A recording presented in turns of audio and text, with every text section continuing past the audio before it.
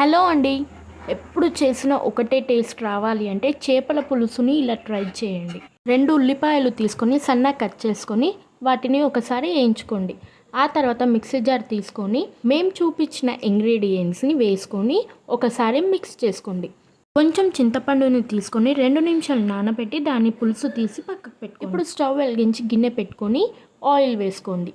Oil వేడయ్యాక కొంచెం ఆవాలు, జీలకర్ర, మెంతులు, అలాగే అల్లం వెల్లుల్లి పేస్ట్ వేసుకొని కలుపుకోండి. రెడీ చేసి పెట్టుకున్న పేస్ట్ని చింతపండు పులుసుని వేసుకొని కొన్ని వాటర్ పోసుకొని నూనె పైకి తేలేంత వరకు మరగనివ్వండి. ఇప్పుడు ఒక్కొక్క చేప ముక్కలను తీసుకొని అందులోకి వేసుకొని ఒకసారి కలుపుకోండి. మెల్లిగా కలుపుకోండి, చేప ముక్క విరుగుతుంది.